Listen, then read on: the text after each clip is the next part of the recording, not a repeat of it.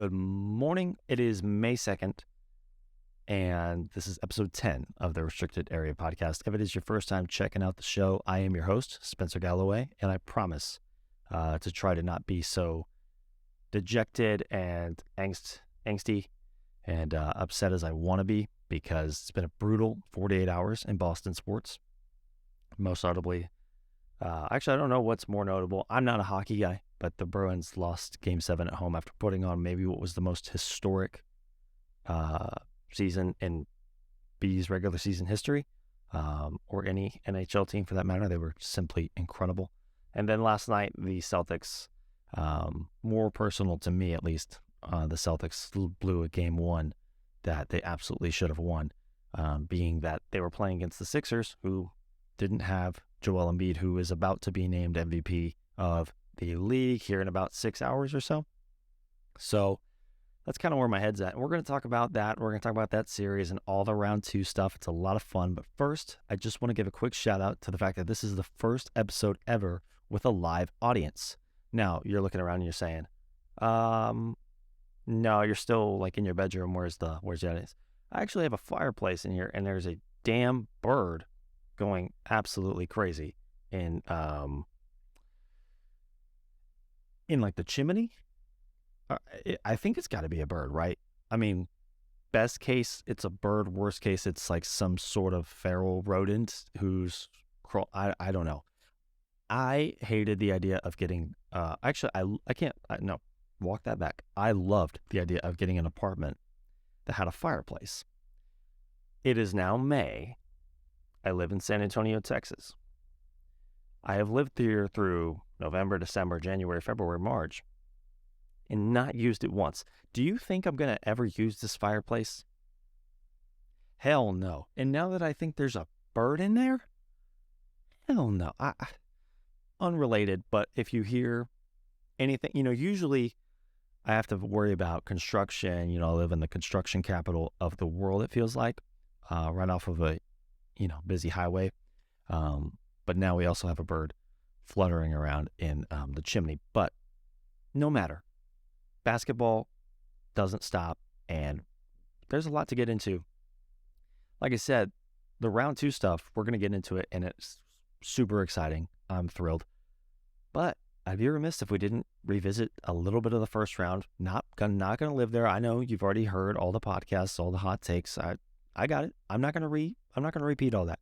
Look, I'm just going to do my thing with the first round. I just want to do a little obituary, being that I didn't get to record during round 1. I feel as though I owe you guys something for it. And, you guys want to hear what I got to say. There's like 40 of you or 50 of you that really give a crap about my thoughts. So here we go. Let's do it. The Kings.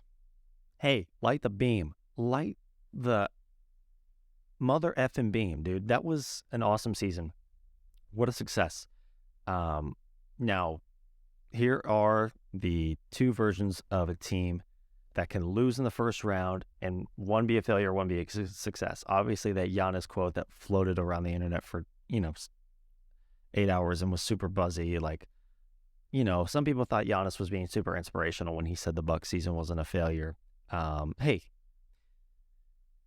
and I at first agreed with him, but I took a step back and I was like, no, it was definitely a failure. Like, dude, you won 16 games in a row. You were easily you're the most dominant team in the NBA this season, and you were the betting favorites to win the NBA Finals. Not to win a first round series, not to win one game in the playoffs, but to win the NBA Finals. And, you walk away with really just a gentleman's sweep in the first round. And I know the circumstances were not the most fortunate for the Bucks, but you only won the game in which Giannis didn't play. You won the one game in which Giannis didn't play. So I know, sorry, it sucks. I could never be an NBA head coach. I have no idea what it takes, but I think just watching the games, you could tell that Spo was kind of running circles around Bud, and maybe not even that, because Bud is a really good coach, but maybe it's more so just sometimes your voice just, when it's the same voice for 4 or 5 years, it doesn't really ring out like it once did. And Coach Bud has got a place in this league, right? Like for sure. But it's just probably not with Milwaukee anymore.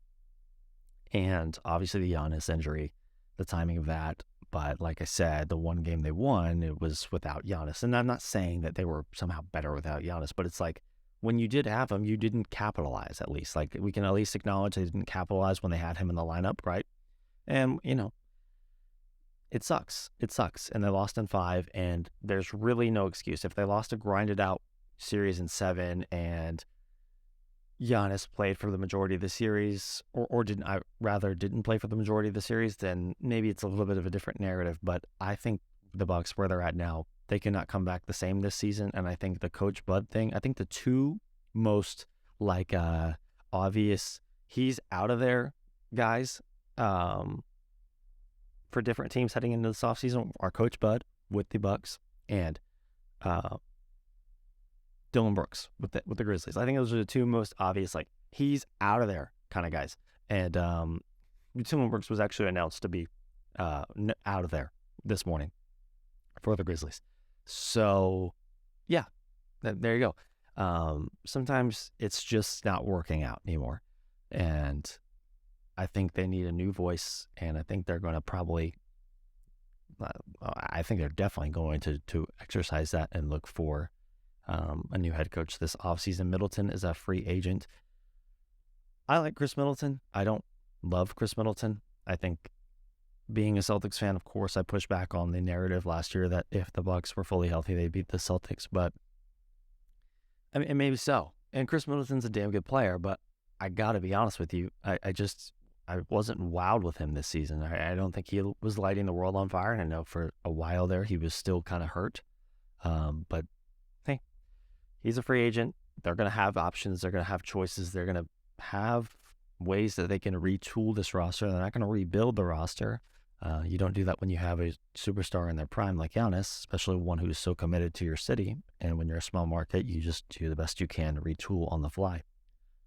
Drew Holiday was awesome, but clearly was gassed at times trying to guard Jimmy Butler, who was just absolutely out of this world for most of that series. And now you're already seeing it with the Heat winning game 1 in MSG. But that's the Bucks. Can't come back the same next year, okay? On the flip side, the Kings lose in the first round, right? But they lose in a much more honorable fashion. Game 7 against a borderline dynasty in the Golden State Warriors. Steph Curry was insane. I mean, that Game 7 was way more about Steph Curry being Steph Curry than it was about the Kings or about the Warriors. It's just, that was his day, and he had to absolutely go all the way out, balls to the wall, and he did. He knew pretty early on in that game, and I think everybody knew pretty early on in that game that the rest of the guys didn't really have it. And Clay and the supporting cast gave them, I feel, just enough. They all just gave Steph just enough, and Steph just took the rest. He took the rope and pulled them out of that game with a win. And awesome. Just an awesome, one of Steph's best, most memorable playoff performances. I don't know if it's his best.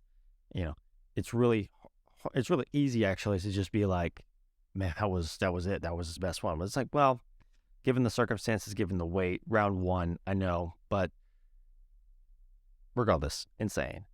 More so on the Kings side, season was huge success. You had the longest playoff drought in NBA. It was NBA history, or I mean, obviously it was the longest active playoff drought. Hey, look, you can't win them all, and you actually made it to the playoffs, which was a success. And I think you could feel that for them whenever they clinched a playoff spot. And this was an awesome stepping stone to what I feel like the Kings are kind of here to stay, right? I mean, De'Aaron Fox was excellent, and up until he broke that finger, really went toe-to-toe with Steph, and kind of like was his own weird version where they both were averaging 30 a game and leading their teams. And I don't know that Fox is there yet where he can have that kind of, he couldn't go out there and do what Steph did in Game 7. Not yet. Too young, too inexperienced, needs some playoff reps under his belt. He's finally got some. breaks the finger before game 6. Still, I think goes out and has an awesome game 6. You could tell it was bothering him a little bit, but he still shot really well. Still had an awesome game. And then game 7, you could start to see it. It just kind of started to unravel pretty quickly there for the Kings. And you could tell Fox really was starting to labor with that finger some. This was huge. They need to make, I think, minor changes. And I think they will, because I think that's a smart front office now. You could say what you want about the Halliburton Sabonis trade. I think it's pretty obvious that that trade was a win for the Kings. It's not a loss for the Pacers. It's just a win-win trade. If they rolled out this team with this same team, but just swap, say Halliburton's in there for and instead of Sabonis, they don't make the playoffs. I don't think they make the playoffs. I don't think they have a shot. I mean, and if they do, they're not going game 7 with the Warriors. Okay, so Sabonis is awesome, and he did not have his best series for sure. You could tell he's a guy who could probably really use some more reps in the playoffs. And I think that's something they need to look to add, is somebody who can help take some of the physicality, some of the strong, kind of the dirty work duties off of Sabonis, so he can just be an offensive wizard, which is what he is. And I think the Warriors played him really smartly.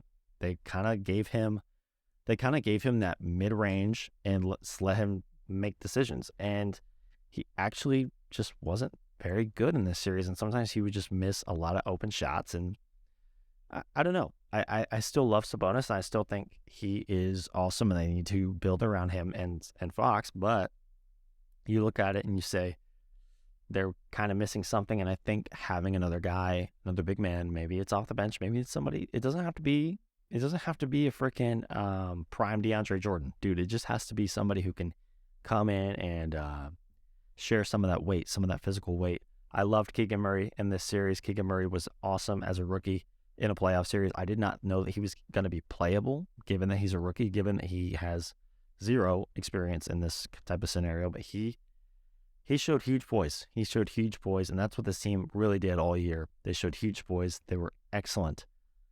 and they were awesome at home, and that crowd really deserves this. And light the beam, man. Light the beam. Can't wait to see what they do next year. Keegan Murray, I think, takes another step forward. Just we'll see what they do with the roster. Just a light retool. Not even a retool, maybe just a small addition. Just feels like they're missing a small piece. But I loved it. The Cavs, you guys need to get guys who don't suck. It's pretty simple. When you are out there with 2 or 3 guys who you don't really have to guard, it's gonna be really hard to score, because then all the focus, that's what it felt like. It felt like all the focus was on Mitchell and on Garland. And it is, because those are the two guys. Those two guys are extremely talented, offensive, just juggernauts. They can score the ball. They can play make at a high level. They're excellent. But it felt like they always needed a wing. It felt like they needed a backup big. It would have been awesome if this team had Kevin Love. Oh, wait, they did have Kevin Love. And then they traded it, or bought him out for nothing. So there's that. And now Kevin Love, you can say what you want, but he's playing meaningful minutes on a second-round playoff team. And looks like the Cavs really could have used some of that Kevin Love magic. But Kevin Love, is anybody, and I tweeted this, but is anybody better at anything, like in the world? Is anybody better at anything in the world than Kevin Love is at outlet passes, deep outlet passes? No, I don't think so. Is Taylor Swift a better singer than Kevin Love is at throwing deep outlet passes? I don't think so. No, I don't think so. Is Bill Gates a better inventor and innovator and businessman and investor than Kevin Love is? Okay, I'm getting carried away.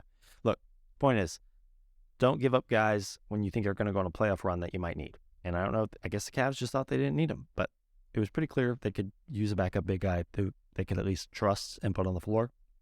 Kevin Love, obviously a guy who's been there, done that. You don't get rid of those guys, at least not for nothing. Not for nothing. Okay?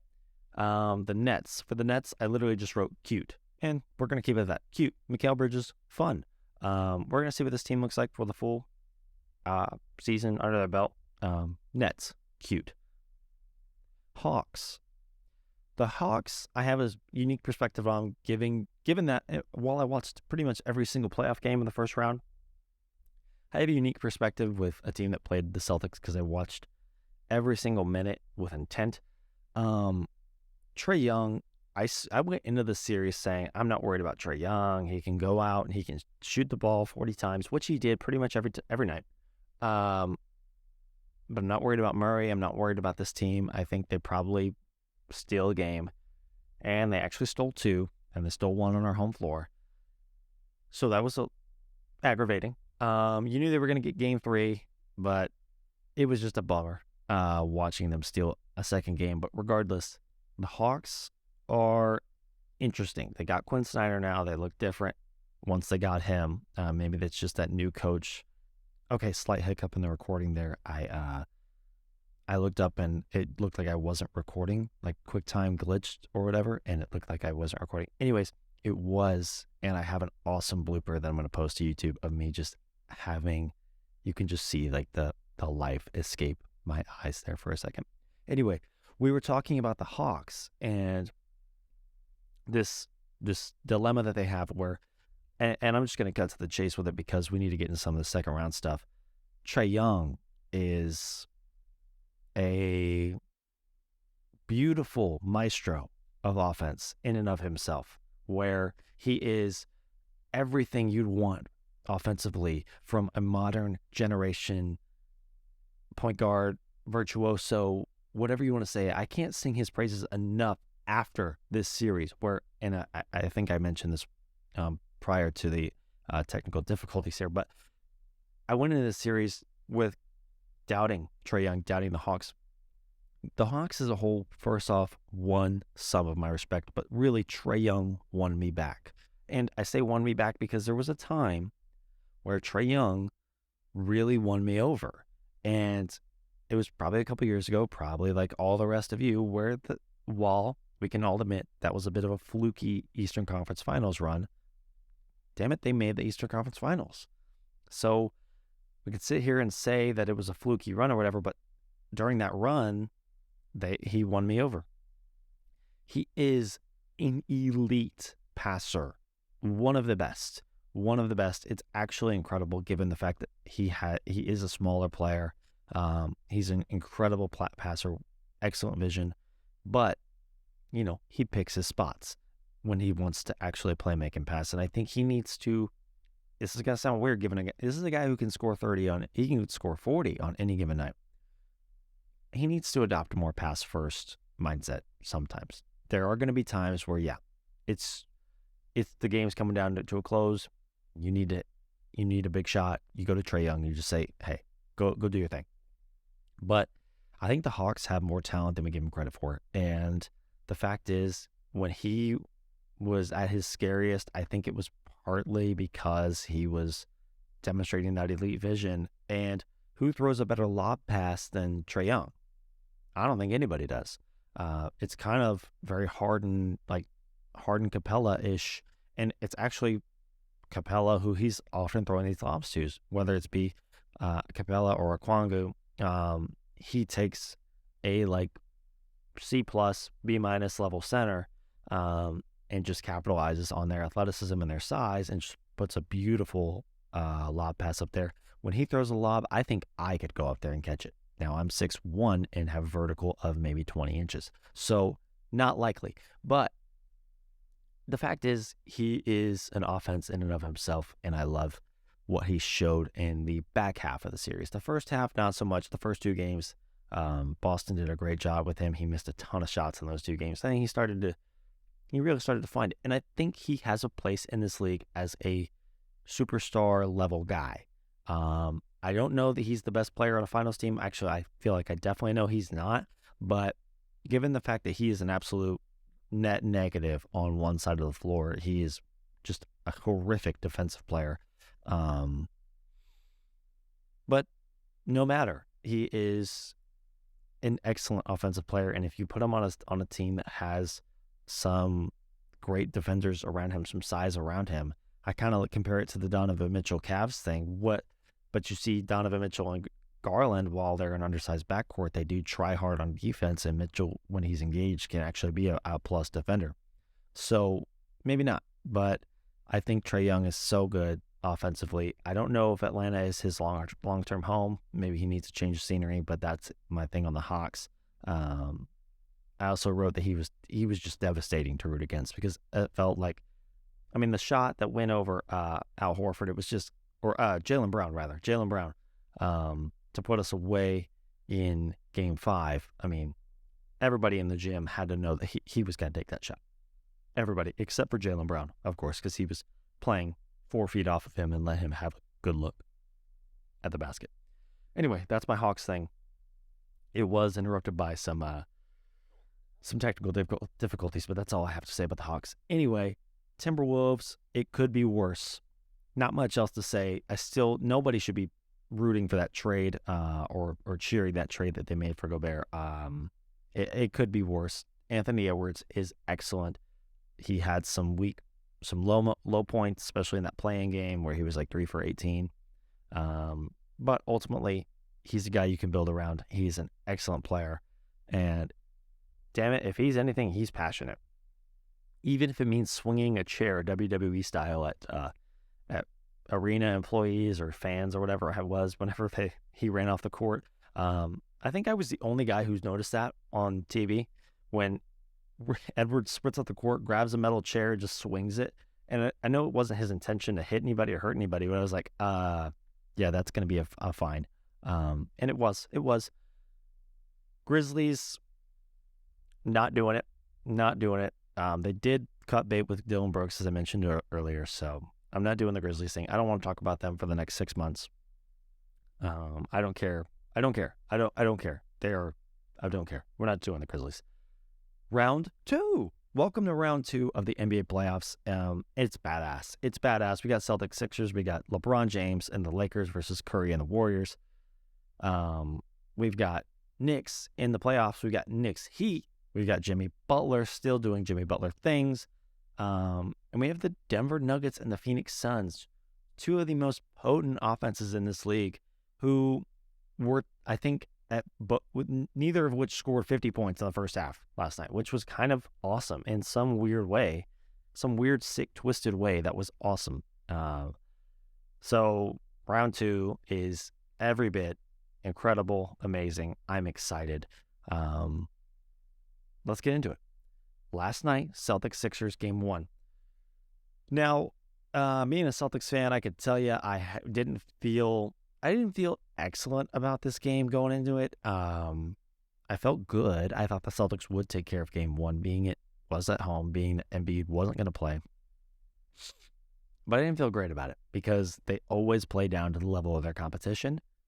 And they did that. They did not give the effort needed to win this game. And I'm not going to downplay the Sixers outside of Embiid, and definitely not going to downplay Harden. Harden is my favorite non-Celtic. Of course, he is. He just is.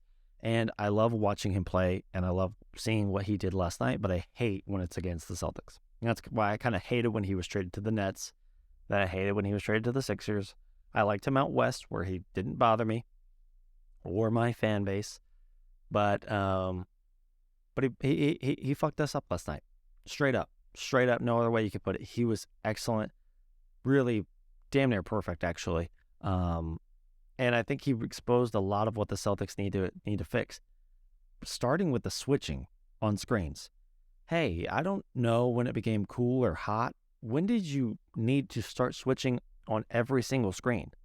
Okay, Al Horford is guarding James Harden with the game on the line, and James Harden gets a extremely good look at the basket, albeit from 30 feet out or so. It doesn't matter. It's James Harden. And I think we're learning something throughout these playoffs so far. Guys don't go away as fast as you think they do. Whether it be Steph Curry with a 50-piece on Sunday, whether it be James Harden with 45 last night, these are the same guys who were kicking ass in 2016, okay? Same guys in 2018, right? It's 2023. They're still doing it. Guys don't go away that fast. And I know it seems like James lost a step earlier this year. He's definitely changed his play style to the benefit of Embiid. But I think games like this for Harden and the public reaction of, oh my God, he's still got that like Houston Harden in him. I think that's what propels Harden and these rumors that he wants to go back to Houston, that he wants to join a team where he can be the guy, because he still has it in him. Whether it doesn't matter what, who his teammates are or whatever, he has changed his play style, and now he gets these nights where Embiid's not there, and he can just go out and do that and do what he wants to do for 48 minutes, right? And I thought there was a turning point with Harden in this game where it was like back-to-back plays where he is like very clearly calling a play or just calling for his team to just spread out and let him have the floor. And he got upset and started chewing ass on the bench and chewing ass on the court. And it was like, okay, this could go one of two ways. Either the Sixers are going to respond and they're going to do what James is asking of them, and he's going to just go ahead and get his looks and continue to do what he's doing, or there's going to be a little turmoil on the bench. There's going to be a little turmoil with the Sixers, and maybe Harden gets overheated and just starts to crap the bed. But it went to the benefit of the Sixers, and James Harden was excellent that entire second half, that entire game. He starts the game like 6 for 6. At that point, you have to be thinking, like, what can we do to check him? Is it sending another guy at him? Is it sending two? And it seems like the Celtics just couldn't be bothered to make an adjustment. Couldn't be bothered to try to give Harden, make his life harder. And that's all you can do with a guy like Harden. That's all you can do with a guy like Curry, Giannis, LeBron. Doesn't matter. These guys who are A++ offensive players, you can't stop them. You can just try to make their life harder, try to slow them down some. And the Celtics couldn't do that at all with Harden last night. That being said, PJ Tucker goes out there. He's just not going to shoot the ball. He's just a non-factor offensively. You could just probably just not guard him, right? You could just probably not guard him. And that's kind of what I'm saying with some of these screens.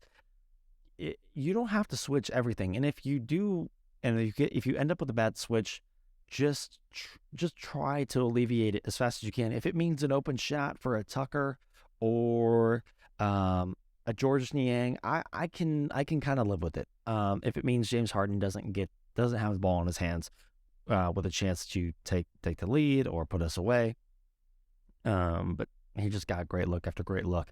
Something that's super underrated on that shot over Al Horford. Well, one, Al was there, and after the game, he said he felt like he was there, but he really wasn't. James is excellent at getting elevation on his jump shot, and just he never even saw Al Horford in the corner of his eye. He was just like, I can't see you. I'm 2 feet in the air, and I'm getting this shot off, and it was cash. And you knew it. You knew it too. Whenever he let it go, you're like, oh, that's going in.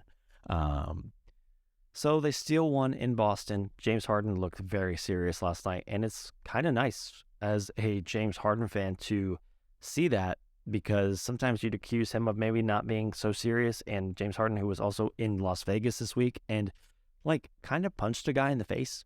There's literally a video of it. Check Twitter, and it wasn't a big deal at all. So I don't know what happened there, but James was excellent, and you saw the guys from Philly celebrating last night, and he was like, "No, it's only one game. Job's not finished. Let's go back and do this again." So that's not a good thing for Boston. They have a serious Harden, and Embiid, for better or worse, I don't know. Look, Embiid is excellent. He's incredible. He's awesome on both ends. The Sixers were 12-5 without him this year. I'm not going to do it. I'm not going to do the Sixers are better without Embiid thing, but they are a different team, right? They're clearly a different team, and they play with speed. They play with, they get out in transition. You saw James. James is still that guy where if you just give him a 5-out, a spread, just where he can drive and kick and create offense for others as well as himself, that's a tough team to beat. And I'm not saying it's a better team than the team with Embiid, but it's a different look. And maybe ultimately game one was just the Celtics weren't prepared for that look. They went out there thinking they were going to play the 2023 Sixers, and they really, in reality, got the 2018 Rockets, right? And maybe that's it. And maybe they'll be ready for game two. I think there's no way they drop the first two at home. I could be wrong. I could definitely be wrong. I've been wrong or not this whole playoffs, but we've all been wrong about some things. Anyway, I don't see them dropping the first two, but it was a total buzzkill. Brogdon was excellent, but also not. Just kind of careless down the stretch, and the one play is sitting with me, and everybody on the floor was at fault for this, but Brogdon kind of really made it look bad. Clock's winding down, and the ball exchanges hands like 3 times with 5 seconds left on the clock, and it ends up with Brogdon's hands, and Brogdon's got it with 2.5 seconds. And Brogdon just drives and then kicks it to nobody. And it wouldn't have mattered if he thought Tatum was there, whatever. The clock was already out, and it was just ugly. And there was some plays down the stretch I didn't love from Brogdon. Wasted a really good Marcus Smart game tonight. And I say that because it's worth noting because Marcus has not been all that great this year. He's not been the best guard, that's for sure. I think, last night he was much better than Derek White. Derek White just didn't have it. And Derek White's not a superstar player, so he's not going to have it every single night. And he didn't have it, I didn't think, on either end. He obviously wasn't bothering Harden. He obviously wasn't very good on offensively. And then kind of had that awkward play where he falls on the floor and maybe he tried to grab, was it James's leg? I don't know. Not sure, but he didn't really play after that. So I kind of like the way that Missoula went with it, just saying let's close with Smart. I actually agreed with that. He was awesome in the fourth quarter, and then it was just a waste. Marcus was doing Marcus things. He was getting after it. He was getting after loose balls. He was awesome offensively. Finally, in the second half, he woke up. I think he made good decisions for much of the night, and just wasted that. I'm not saying that we won't get more good Marcus games, but it just seems like they're fewer and farther between these days. So hate to see that. Jaylen Brown was excellent in the first half. I think he was 7 of 9. And then he only took a couple of shots in the entire second half. That can't happen again. That's not necessarily Jaylen's fault. I would like to see him be more assertive, given that he is a 25-point-a-game scorer, especially when you're being that efficient, when you're getting the looks that he was getting. He was able to go to the basket at will. He was hitting his shots from the perimeter. Just be more assertive. And if that's being in a timeout and saying, I haven't gotten a look in 5 minutes, you do that. And I think that won't happen again. But I could say these things won't happen again, but also the Celtics just need to show more urgency for me to really believe that. And last night, that was another part of it, was they just didn't show very much urgency. So he was excellent in the first half. Tatum was amazing in the first half. He was actually pretty awesome the entire game. There was some plays down the stretch, a couple of turnovers where I didn't love it. But, I mean, the guy had 39 on really good shooting. How much better could he have been? I don't really know. More Jaylen Brown in the second half. More Jaylen Brown all throughout in game 2, please. I kind of told you the Sixers are different without Embiid, and I'm not saying that version team is better without Embiid, but I think it's almost certain he doesn't play game 2 now, right? Like, almost certain, because they feel like they've stole one, and if they think they can get him an extra couple days of rest, I mean, it doesn't seem like he's doing much practicing at all. Maybe just shooting around at all. He's just kind of shooting around in a brace, in a knee brace. He did, however, have enough physicality to run out there on the court and grab Marcus Smart during a little skirmish last night. So he's still able to do that.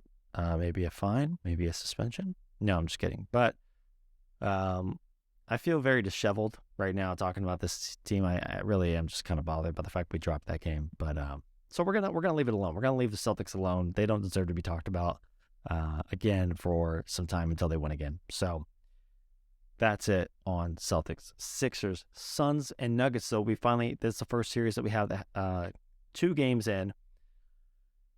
I like Denver going into it because they have home court advantage, which really is important. And then they have who I think is the MVP of the league, Nikola Jokic. Sue me, but I think it was his.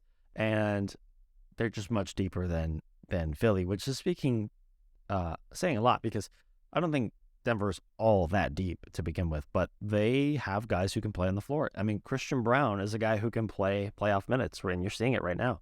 And Denver doesn't, or damn it, Phoenix. Phoenix doesn't have that right now. Phoenix can't find a fifth guy to start, and then they don't have a good sub unit. When they roll out a Kogi, Landale, and Shamet at the same time, I just am saying, WTF? Okay, what are you doing? But then I realized that's kind of those are the cards they have. That's what they have to play.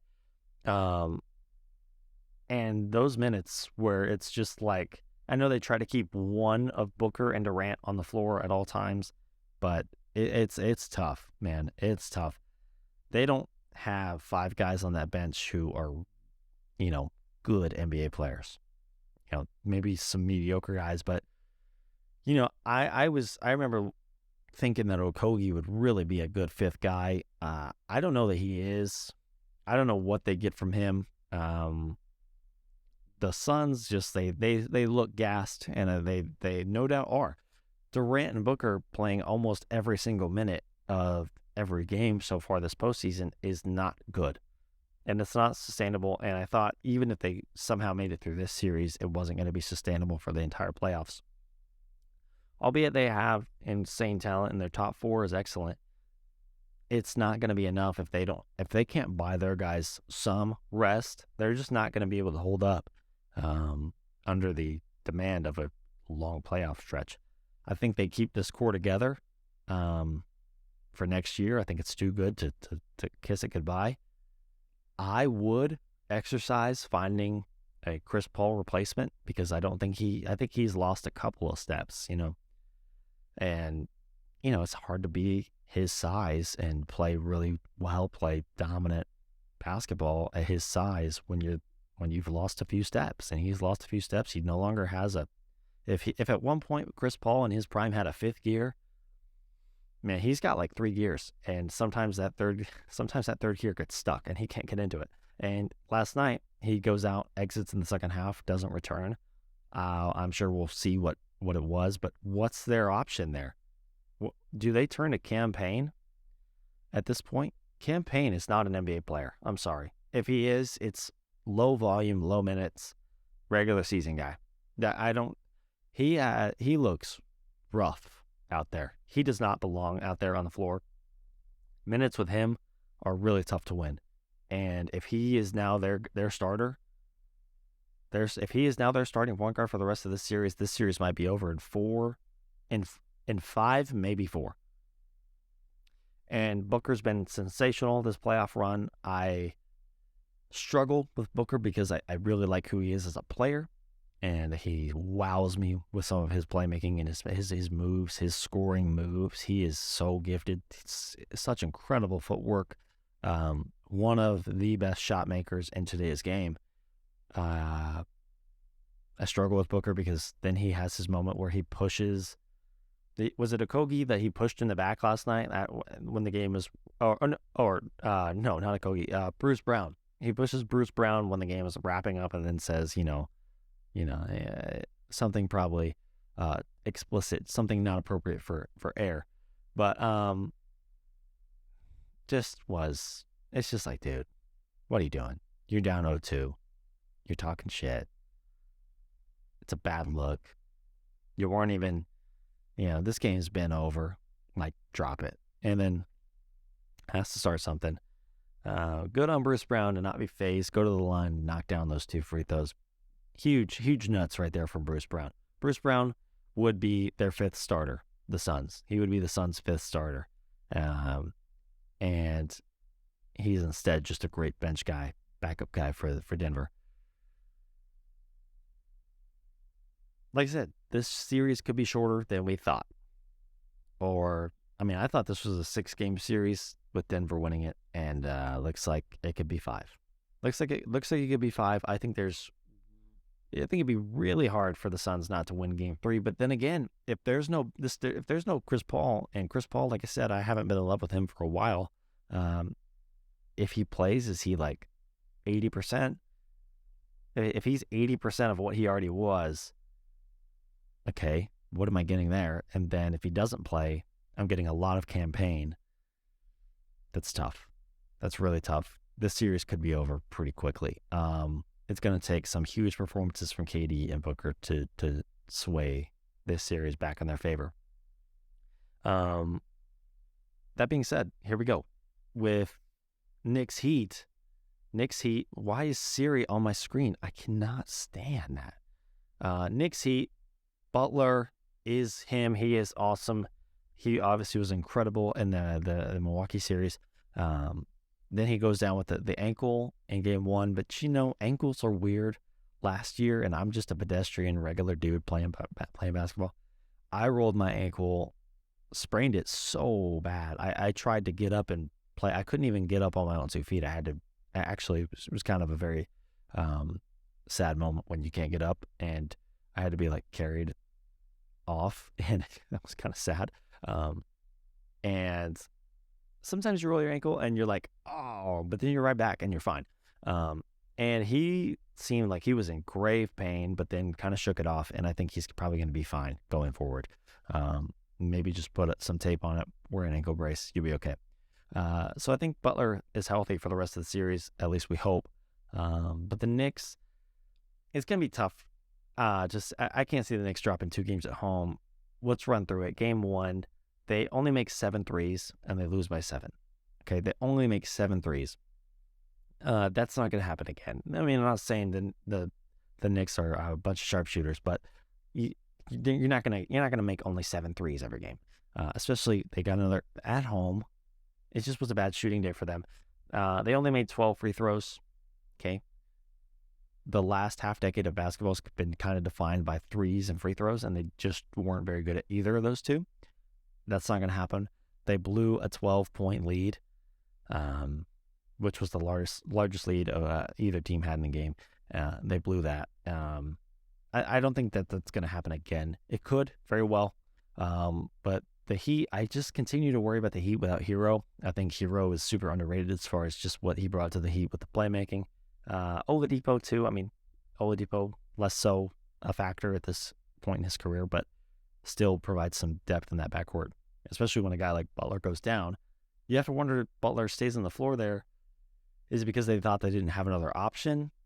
Maybe because no Hero, no Oladipo, that they're starting to get pretty thin at that kind of wing slot. But also Butler probably could have lost his leg, and he probably would just been like, nah, I'll keep playing. He's one of those guys that I just don't doubt that he's going to be there unless something really bad happens to him. So give me the Knicks in game 2. That home court is incredible. It continues to prove that, and good for New York. Good for New York basketball. Good for LA. Good for these huge markets that actually have something to root for now, because it's nice to have the Knicks back in the playoffs playing well. It's nice to have the Lakers back in the playoffs playing well. I like the Knicks in this series, but if you tell me Jimmy Butler goes and does what he did in round 1 again, yeah, then it's going to be hard to pick against the Heat. But I'm not betting on that. I'm not betting that he comes out and does that again. I feel like it was made possible in round 1. But I don't know that the Heat are deep enough. And it's kind of like the Suns thing. If I'm just going to go with a team that has better depth oftentimes, because it's hard to play 48 minutes every night. It's just hard. And I really liked some of New York's guys, and Barrett gave them a lot on game 1, but then kind of took some of it back in the second half. We start to see like the good, bad, and ugly of Barrett. And the good is, wow, this guy was the number 3 overall pick. This guy was awesome. This guy was, he's starting to be everything we wanted him to be. And then you have some of the decision making, some of the shot selection stuff, and you start to be like, oh yeah, RJ Barrett. But Jalen Brunson is still him. I still love the Josh Hart selection or trade that happened at the deadline, and he's been awesome for them. And I like I like them. I like their size. I like the fact they have Robinson and Hartenstein to throw out there to kind of muck it up a little bit, make Bam's life a little bit hard. So I still like the Knicks in this series. It's probably 6 or 7. It's probably 6 or 7 just because you're going to have the Butler game, or maybe 2 Butler games. Maybe they're both in Miami. I don't know. Maybe it's game 2. Maybe this series is over quick because the zombie Heat have woken up and they've got Kevin Love, and Kevin Love is doing Kevin Love things, and I can't believe the Cavs let him go for absolutely nothing. And it kind of pisses me off as a Celtics fan because if we have to play the Heat in the conference finals, so be it. I still like us a lot. I still really like us, but I'm just bothered by that. Let's actually take a quick break. Let's take a quick break because we're about to do the Lakers and the Warriors, and I'm just gonna kind of freestyle on it. Because it's LeBron, it's Curry, it's everything you'd want in a playoff series. It's going to be probably the highest rated second round playoff series that we've had in, I don't know, a decade. So I'm very excited. Let's get into it after a quick break. So here we are in 2023. We have the magic that comes with a Lakers-Warriors series. LeBron, AD, Curry, Clay, Draymond. We've made it. This felt like the dream series to get after once everything fell into place and the Lakers and the Warriors were in the same bracket and it finally felt possible. It finally felt real, like we had a chance. This felt like the dream series, and we got it. And we somehow got here in good shape with everybody healthy. We have a fully healthy Lakers, a fully healthy Warriors. And it's awesome. I can't lie. It is awesome. I am thrilled. I am excited. I will be seated for every minute of this series. And you should too. You should really care about this because this might be the last time we get a LeBron Curry series. And maybe it's not. But it felt like we've been longing for this, wanting this for as long as LeBron's been in the West. And we've got it. You can dream up all these different combinations of rivalries and this and that, and it doesn't matter. Nothing beats a LeBron Curry series as far as the last 10 years goes. Whether it be with the Cavs and the Warriors then, and those finals matchups, which were always awesome. 2016, my personal favorite. Or now, with a new look, these two guys are not at the top of their game necessarily, although they kind of are, because as these guys get older, they get wiser, they're just continue to add to their games. And I say LeBron maybe, starting to feel the effects of being 38, he just has to pick his spots more often, but I think this is a series where he can kind of see the value, see the importance, and ramp it up and give it his all. And I think he's going to. And Steph, we know he can still give it his all. He just gave us a beautiful 50 piece on Sunday. Now, the fact is, it's now Tuesday. That was only 2 days ago. And will that be enough time for the Warriors to have kind of shifted focus from the Kings, who were a real formidable opponent who they almost lost to, and then shift that focus to the Lakers in, less than 48 hours. Now, they were preparing for this. They had to stay ready for the Lakers and for the chance of making it past Sacramento. But I think this is a huge opportunity for LeBron and the Lakers in Game 1 to just steal one at home, or steal one on the road rather, but at home for the Warriors. Steal this one. Get it out of the way. Get a win under your belt. They're 48 hours removed from playing a crazy Game 7, which took a lot out of them. They were on the road. They were in Sacramento. Not like any of this really matters because they're all, I think, LA and San Fran and Sacramento are they're really just bus rides, a few hours away from one another, but remains the same. In a tough environment, the Warriors, who have been bad on the road this season, they had to go in there and they grinded it out, but only by the skin on their whatever. And Steph had to do so much that day, and he is 35 years old. So take a chance to capitalize on this game one. If you're LeBron, if you're the Lakers, capitalize on game one, seal this one, go back into LA with at least one win under your belt. I like the Lakers in the series. I like the Lakers in the series partly because I think they will capitalize tonight. And stealing that game early is important. Short rest for the Warriors here. And the Lakers, who have had some, I think the Lakers are in that sweet spot where it's real easy to be off for 5-6 days and then come out shooting rusty, shots not falling or your step slow because you haven't played in a week. And they've kind of just been off that perfect 4 or 5 days where it was enough time for LeBron to heal up, or, we don't really know if he's still dealing with that foot thing. But it doesn't really look like it when he's really going. And I think tonight he's going to really go. And they're going to embrace this matchup. And they can say all they want about, loving on one another. But there is a deep-rooted rivalry here at the end of the day. And I'm very excited for it. Like I said, I like the Lakers in this series. I don't like them in a short series. I think it's a long series. But I like them a lot. I think they have a lot of size. And I think they kind of know their team now, right? And you could say in the first round, they were still kind of figuring out what they wanted to do as far as the playoff rotation goes. I mean, they've had some time since the trade deadline, obviously, but this is still a new look team. But they got a full 6 games to kind of figure out what they wanted to do, and I kind of am starting to like the direction, right? I like their options at guard. I like Schroeder a lot. I like Russell a lot at times. So other times, not so much, but Russell is just a fantastic playmaker and passer when he's engaged, when he's locked in. Hoping that he does that the majority of the time in this series.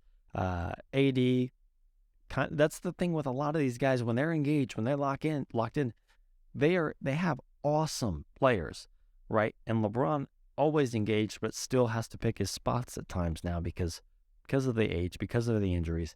But I do love this series a lot. I like what Rui gave LA in the first round. I think he's going to have his times where he can really be a positive for them. Reeves, we're going to see what Reeves gets to do in this series. He's not a guy that you can hide players on defensively, right? He's going to exploit mismatches. He's going to go off the dribble. He's going to attack the paint. He's going to try to get to the line. Sometimes Reeves will get damn near beheaded at the basket, and he will just not get the benefit of the doubt for that call. It is what it is. It is what it is. I like this series a lot. I like these teams a lot. I like this series a lot. I'm very excited. It's just going to be awesome, and that's about it. It's just going to be awesome, and that's about it. I'll give you the Lakers in 7.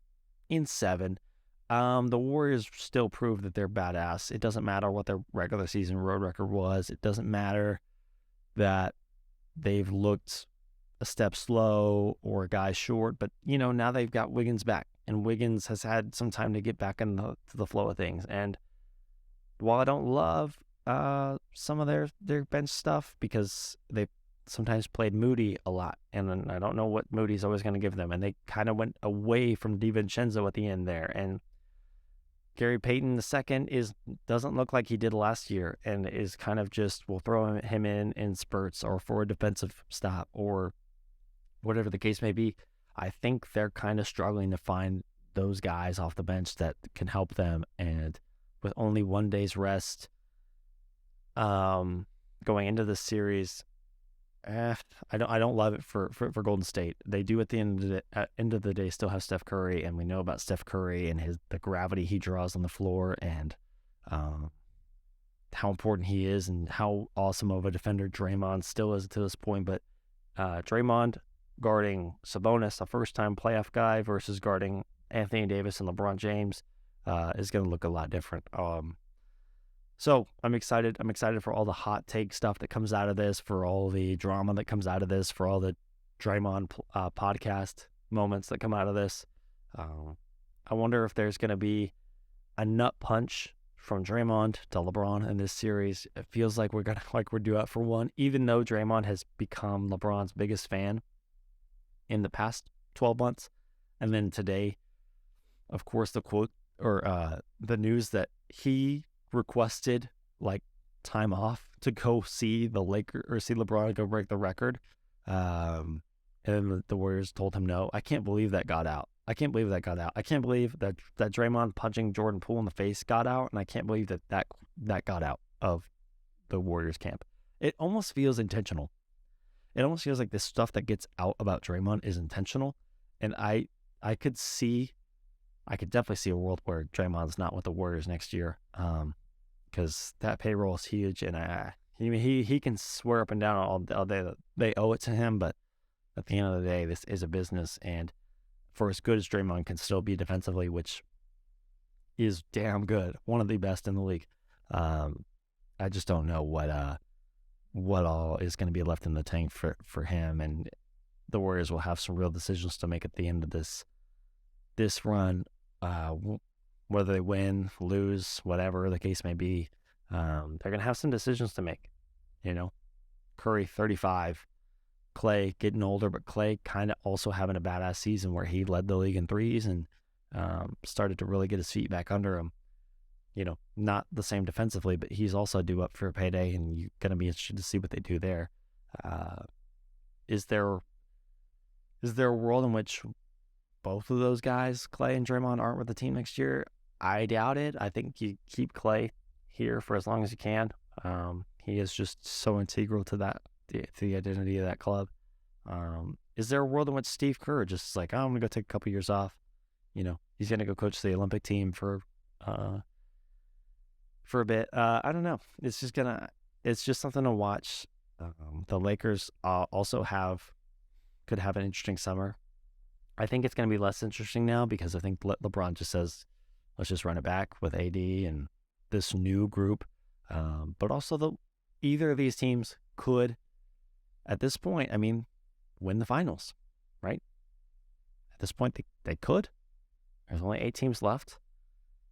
And you kind of like what you see from both teams, and they both have excellent talent. So it's going to be a fun series. I'm really looking forward to it. I'm really looking forward to the next 2-3 weeks of the second round. I'm going to try to be more present for this round of playoff games.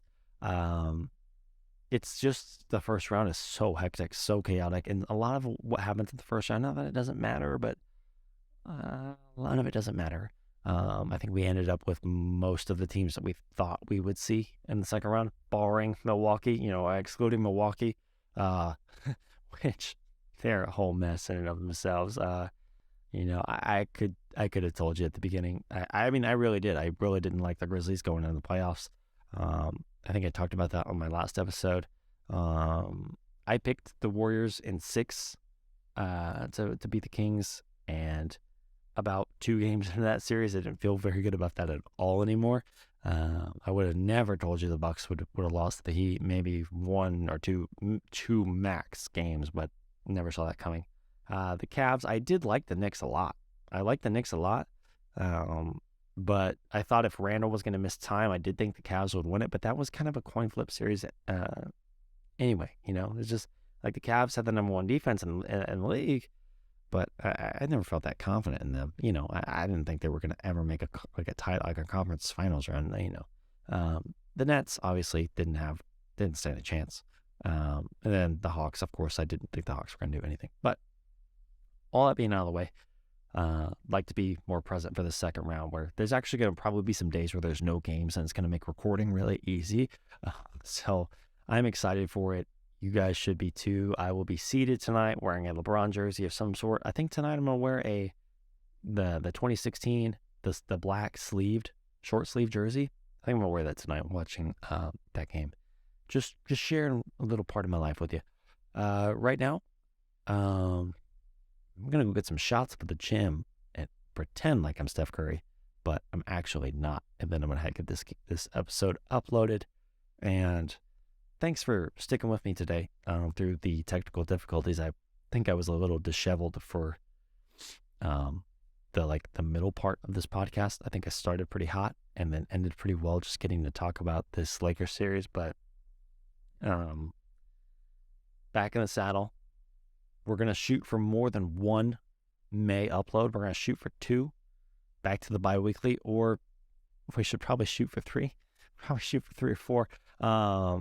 Follow the TikTok, follow the YouTube. There is other stuff out there besides the podcast. Follow me on Twitter. I don't have any Twitter followers. It's just like I'm speaking to a blank void. It's really kind of sad, actually. Doesn't matter. Thanks for listening. Enjoy the second round. It's going to be awesome, or not. And if the Celtics lose in the second round, we're going to find out what my mental stamina is made of, what I'm really made of, if I've really got it like that, if I'm really him, because I may just go crawl into a dark hole and never watch basketball again. So keep an eye on that. Maybe I'll send out a tweet about how I'm feeling about this Celtics team here in a little bit. But thanks for listening. We'll catch you on the next one.